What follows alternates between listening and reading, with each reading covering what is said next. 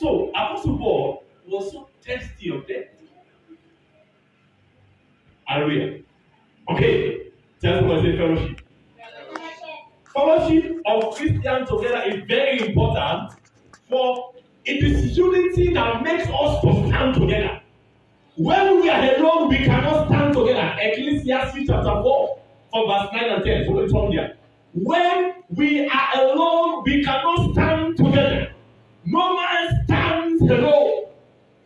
No man is an island. If anything must be called a relationship, it must be two or more people. Are you there? Ecclesiastes 4, verse 9 and 10. Uh-huh. It says, two are better than one. Uh-huh. It says, because they have a good reward. So if many people would have been here in this service, God is now saying, our reward will be more greater than the one we are going to have after the end of the service.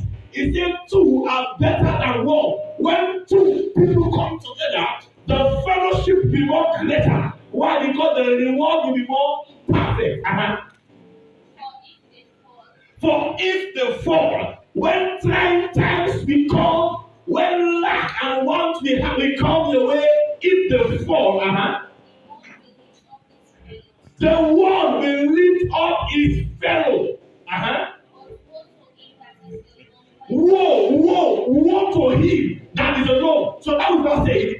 The reason why it is important for two to be together, it is simply because one will fall. And if one fall, it is expected of the other to lift the other person. Now, in the church today, a sister or a brother may not be coming. Notwithstanding, we are not concerned, but we concern about ourselves. Why? Because we love to be alone. We are so gentle. We don't want to have any problem with anybody in the church. Being gentle does not make you a Christian. I don't understand. What makes you a Christian is the fulfillment of the scripture. It says two are better than one because they have good reward for their labor. It's a woe to him that is alone. Problem there with you when they're alone. You are so intelligent. You don't want to bother with anybody. You come to church sanctimoniously, sit down sanctimoniously. You don't want to talk to anybody. God is now saying, woe to him that is alone. Continue. You have no one to help you. Continue. If two lie together.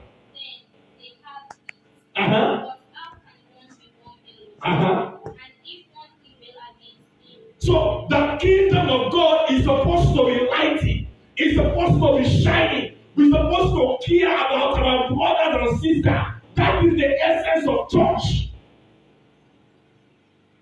That is the essence of church. And that is how Christianity started. The Bible said they started in the upper room and they begin to live house to house and they were sharing everything in common. No one will detect that sister A has need. No one will detect that brother B has need. Why? Because everyone meets his or her brother's need.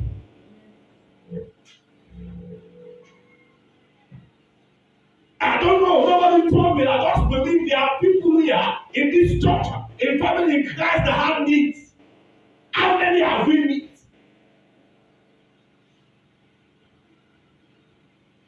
Okay.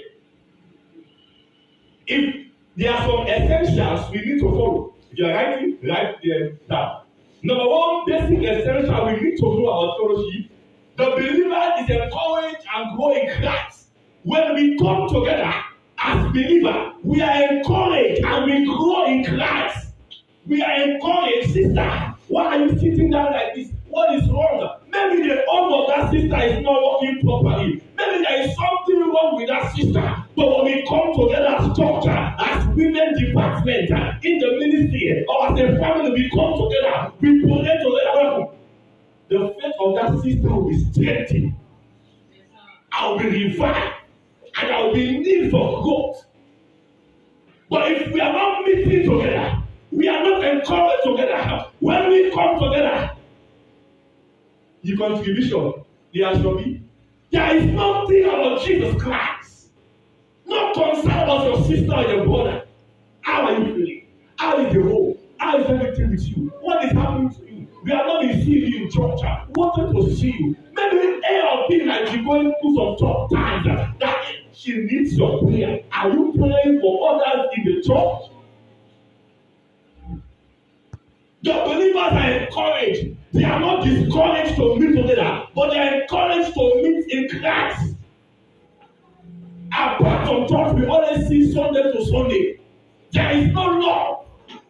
We are not able to extend the love we have for each other outside the church. We are supposed to extend the love to the world. We always show we love each other when we come to church. We dress like salad on Sunday, look like kids to be on top when we go out. No phone call, no ask for anybody. Everybody, NYB, mind your business. No encouragement to the church. That's not fellowship. Hallelujah. Okay. Number 2 essential we need to know about fellowship is that the world will know that Jesus was sent of God. The world will know that Jesus was sent of God. In John chapter 17, verse 22 to 23, it said, I have given them the glory that you gave me, that they all may be one. The essence of us coming together in the church is that we all may be one. If Sister A is having an headache, Sister B is feeling the pain, Sister C is also shedding tears. Why? Because Sister A is not feeling well. What is wrong with the church today? We need to come together and go back to the foundation which Jesus did. He said that they all may be one. We are a family. They say family think in a bend, say ignore the book. If you see it broke, something is wrong somewhere. Are we that family this morning? Are we the family? I will say we are. Number 1, condition of fellowship. Basic commitment to one another. Fellowship, get a basic commitment to one another. Romans 12 verse 10.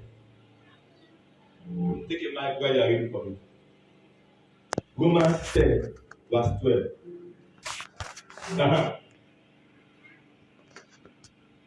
Romans 10 verse 12. Romans 10, 12 verse 10. Sorry. Condition of fellowship. Number 1 condition, basic commitment to one another. Meaning, sister, can be asked, what is my commitment towards that in that thing? Basic commitment to one another. Be kindly affectioned one to another with brotherly love. It simply means be devoted to one another in brotherly love. Honor one another above yourself. This is very hard. Honor one another above yourself. Christianity is not a religion of myself. It's about the self of others. Christ gave himself. The Bible said he gave everything he had. And when he had nothing else to give, he gave his life. That is Christianity. Say, Pastor, that was Jesus Christ. I can't give my life. What happened? You can give your time. You are so devoted to the commitment of one another. To be committed in your job is nice. I would say, if you know what you don't eat, that's that. But to be committed to others in the church is very important. You cannot give them, but you can show concern. Without a basic trust, there can be no fellowship. What is the depth of your commitment towards your brothers and sisters in the church? Your friends in the world, in the office, are more than your friends in the church. If you are in the church, you have no friend.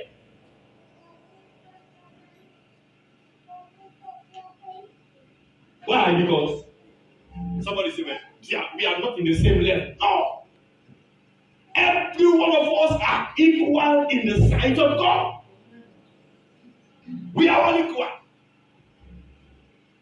Hallelujah. Hallelujah.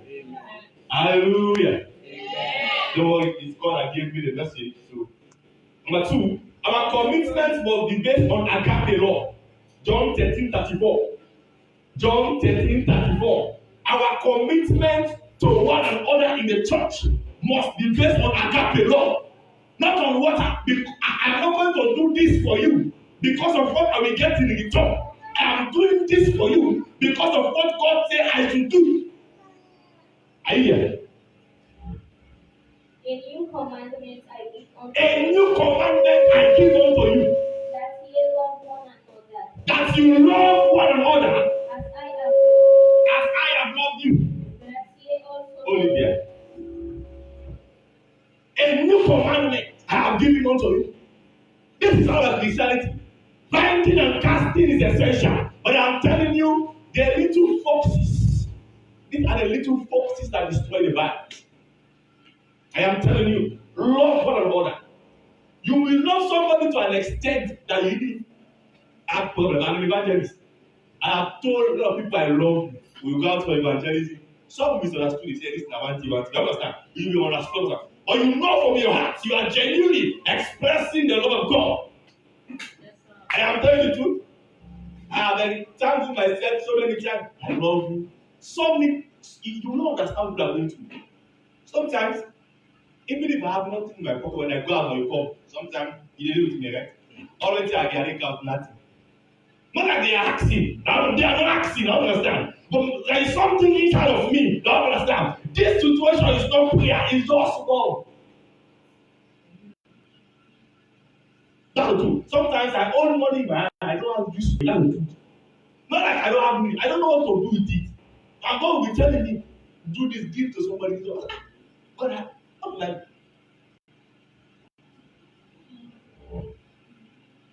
until you become a solution to the needs of others, you have not started your job. They are the same people that will turn their back and mock you. It doesn't matter. You are not doing it to please man. You are doing it to please God. He said, a new commandment I have given unto you. Love. Now understand. You are putting a coal of fire on their head. He said, I don't do again. I don't love them. Say, come on.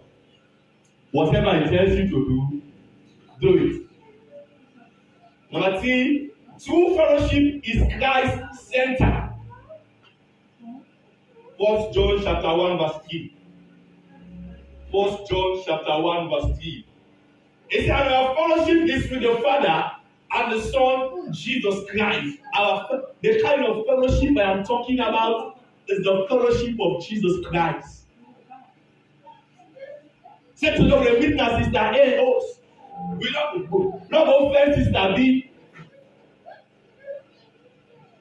We need to move out of our comfort zone. Christianity is not a bed of roses. Okay. Are we together? Number 4, laying down their lives. Laying down their life. Romans chapter 16 verse 3 and 4. Romans 16 verse 3 and 4. Somebody carry the verse. That's what fellowship simply means. Somebody is willing to lay down his or her life. Greet Priscilla and Aquila, my fellow worker in Christ Jesus, who have for my life laid down their own names. Can you imagine? Who have for my life laid down, they put their own life at risk just because of a brother and sister in the faith, in the fellowship. It's like, Pastor, I can't do it.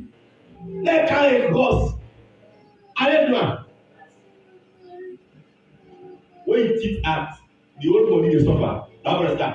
Bible says we are different parts, but one body.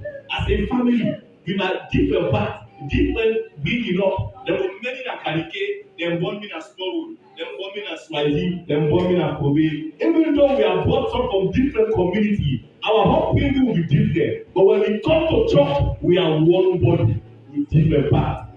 My face may not be beautiful as your face. Now understand, I might be short, you might be tall. I might be ugly, you might be beautiful. But when it comes to God, we are one body in Christ. Bible says we should lay our lives for our brother and sister. Not me, but Bible says so.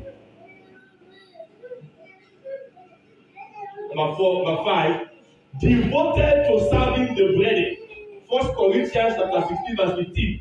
We must be devoted, very devoted to serve ourselves. For if the dead rise not, Uh-huh. then is not Christ. Okay. And if Christ be not raised, Okay, now let me read. It said, you know that the household of Stephanas were the first converts of Achaia, and they have devoted themselves to the service of the saints. I'm encouraging us this morning. Let us be devoted to the service of God. Could it be that thing you are asking God for is hidden in somewhere? I am telling you, I'm an evangelist. I encounter so much people. So much people. You will not get the reward instantaneously. The first thing you get is respect. Now understand. Money and all those things will come last. But the first thing you get is respect. You get value. You become the people. You are so concerned about the well-being of others. When you have this revival, just like anywhere, any side will say, "It's my million there." You must. I am. Listen, I will say. They say, now, they might not come. Now understand. Because she's not the one that bring them. God is the one that bring the people. Now understand. But your concern about the well-being of the family is very important. Okay. Not only that we need to be devoted to our brother and sister, what happened? We need to be a channel of supply. 2 Corinthians chapter 8 verse 14. 2 Corinthians 8 verse 14. We need to be a channel of supply to others in need. A channel of supply. Are you hearing me? Uh-huh.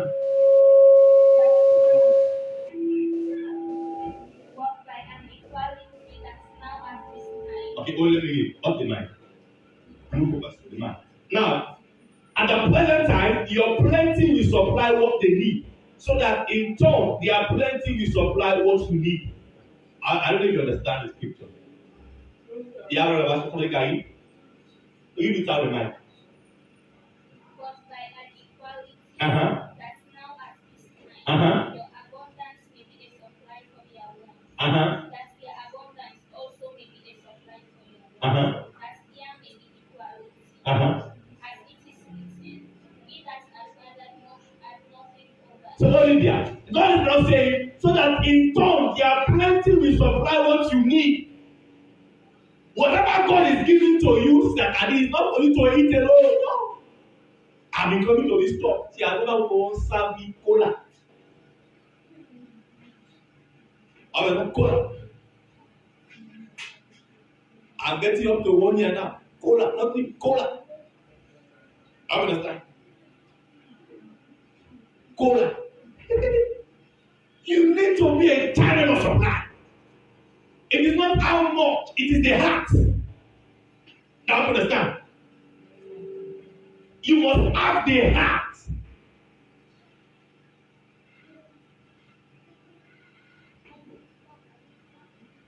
You don't understand. Once you get there, you must have the heart. Sharing in suffering.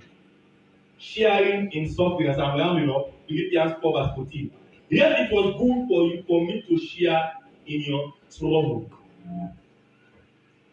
As I conclude this morning, I want us to have sincere fellowship in this ministry. All the prayers are good. But where there is love, there is no love. Love came into existence when love absent? Are we operating on love or operating on love? Let's operate on love. And as we operate on love, you realize the fellowship of the ministry. The fellowship will be so strong and bond connection. What the women did, I want to appreciate God. But much more than that, there are other people in the church and the ministry that will need our hands and need our head. There are others who have not been coming. We move together as a family. We say, Sister A, Sister B, you have not been coming to church because we need so much. We have come.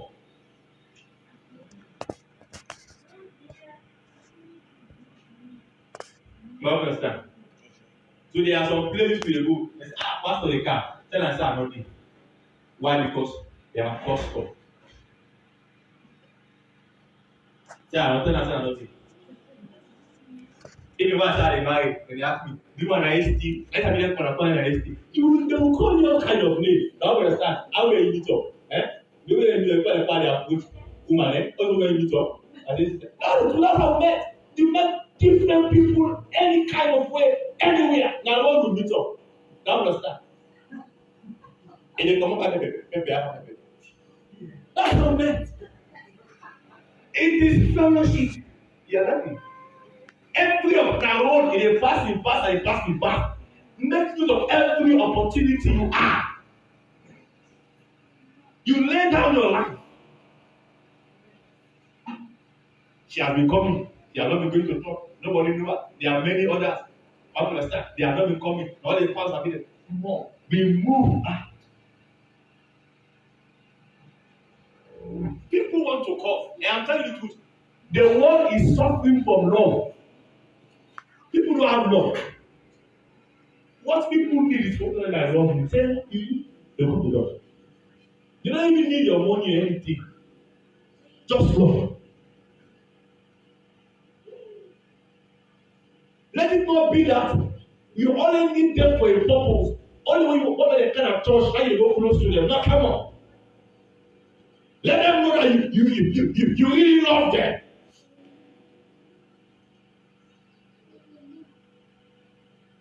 They might not even come to your church, but we have a good relationship. One by one we will come. One by one we will come. Pray them out. How many people you pray for God? Touch them. If you are not invited, it's not by your mouth. You pray them too. We are going to our women program by December. I know this place is going to pack food. And then I'll say, what? So you have the ability to fill this church on your women program. What about other Sundays? Every other day is an activity day in the church. So let's operate in love. And as we do so, the Lord will bless us in Jesus' name. Can we put our hands together for the King of Kings and Lord of Lords? Let's begin to appreciate God that from today, the spirit of fellowship will come upon us. Every area in our life, we have not been operating in love. Every area in our life, we have not been functioning in love. Let's pray that God will give us the grace. The Bible says, by strength shall no man prevail, but by the grace of God upon our life. From today, the world has opened our heart. From today, the world has opened our eyes. In the mighty name of Jesus, we will operate in love. We will do everything in love. In the mighty name of Jesus, Father, I give you glory. Father, magnify it. For in Jesus' mighty name we pray. Amen. Lift up your voice and from today, you begin to show commitment in the well-being of others in the church. You begin to show commitment, not only in your department, but with your brother and sister in the church. Lift up your voice that God will give you the grace of commitment, the grace of fellowship, the grace to show agape love, that Christ-centered fellowship. In the mighty name of Jesus, Father, we give you glory, Lord. Father, we magnify your name. In the mighty name of Jesus, Father, we bless your name. For in Jesus' mighty name, I pray. Amen. Let me pray. Our God and our Father, with a humble heart, we call your name. These are your children. They have had your word. Father, touch them. By yourself, they cannot do it. Give them the grace. Teach them what to do. Lord, whether physically, spiritually. Show them the way that they should walk. You said two are better than one because they have good reward for their labor. Lord, we pray, oh God, that will make us to stand as a family in the name of Jesus. From today, we'll begin to have concern for ourselves. From today, we'll begin to have love for ourselves.